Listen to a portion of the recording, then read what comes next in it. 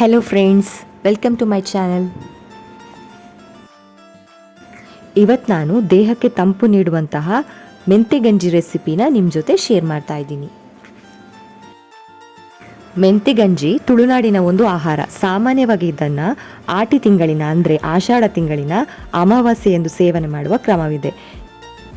ಯಾಕಂತ ಹೇಳಿದ್ರೆ ಔಷಧಿಯಾಗಿ ಸೇವಿಸುವ ಆಟಿ ಅಮಾವಾಸ್ಯೆಯ ಕಷಾಯವು ಶರೀರವನ್ನು ಉಷ್ಣ ಮಾಡುತ್ತದೆ. ಇದನ್ನು ತಡೆಯಲು ಮೆಂತೆ ಗಂಜಿಯನ್ನು ಸೇವನೆ ಮಾಡಲಾಗ್ತದೆ. ಆಟಿ ಅಮಾವಾಸ್ಯೆ ಮಾತ್ರವಲ್ಲದೆ ಇತರ ದಿನಗಳಲ್ಲಿ ಸಹ ಮೆಂತೆ ಗಂಜಿ ಸೇವಿಸ್ತಾರೆ.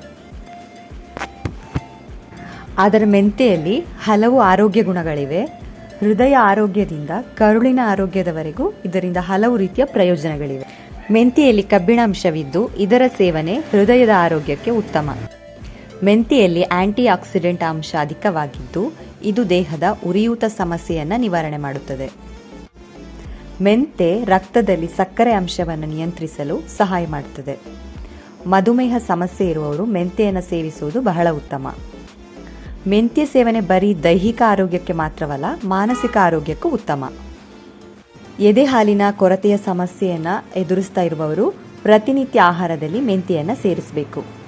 ಇಲ್ಲದಿದ್ದರೆ ಮೆಂತೆ ಕಾಳಿನ ಗಂಜಿ, ಕಾಫಿ, ಕಿಚಡಿ ಈ ಥರ ರೀತಿಯಲ್ಲಾದರೂ ಸೇವನೆ ಮಾಡಬಹುದು. ಇದರಿಂದ ಎದೆ ಹಾಲಿನ ಪ್ರಮಾಣ ಹೆಚ್ಚುತ್ತದೆ. ನಿರಂತರ ಮೆಂತ್ಯ ಸೇವನೆ ಎದೆ ಹಾಲಿನ ಪ್ರಮಾಣ ಹೆಚ್ಚಳಕ್ಕೆ ಕಾರಣವಾಗ್ತದೆ. ಮೆಂತ್ಯೆಯನ್ನು ಅಡುಗೆ ಮಾಡುವಾಗ ಸೇರಿಸುವುದರಿಂದ ಜೀರ್ಣಕ್ರಿಯೆ ಚೆನ್ನಾಗಿ ಆಗ್ತದೆ. ಇದರಲ್ಲಿ ಮೆಗ್ನೀಷಿಯಂ, ಕಬ್ಬಿಣಾಂಶ ಹಾಗೂ ನಾರಿನಾಂಶವಿದ್ದು ಕರುಳಿನ ಆರೋಗ್ಯ ಸುಧಾರಿಸುವುದು ಮಾತ್ರವಲ್ಲದೆ ಮಲಬದ್ಧತೆ ನಿವಾರಣೆಗೂ ಸಹಾಯ ಮಾಡ್ತದೆ. ನಿರಂತರವಾಗಿ ಮೆಂತ್ಯ ಸೇವನೆಯಿಂದ ಕೂದಲ ಬೆಳವಣಿಗೆಗೆ ಸುಧಾರಿಸುತ್ತದೆ. ಹೊಸ ಕೂದಲು ಬೆಳೆಯಲು ಸಾಧ್ಯವಾಗುತ್ತದೆ. ಇವಿಷ್ಟು ಪ್ರಯೋಜನವಿರುವ ಈ ಮೆಂತ್ಯ ಗಂಜಿಯನ್ನು ಮಾಡೋದು ಹೇಗೆ ಅಂತ ನೋಡ್ಕೊಳ್ಳೋಣ.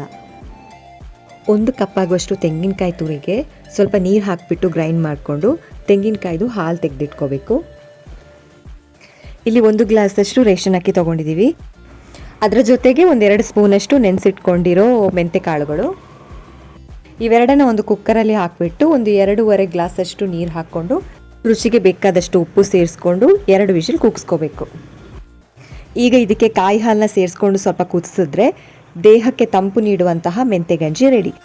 ನೀವು ನಿಮಗೆ ಸ್ವೀಟ್ ಬೇಕು ಅಂತ ಹೇಳಿದ್ರೆ ಬೆಲ್ಲನ ಸಹ ಆ್ಯಡ್ ಮಾಡ್ಕೋಬೋದು.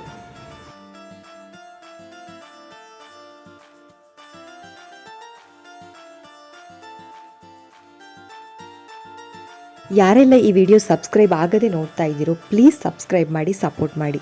Thank you all.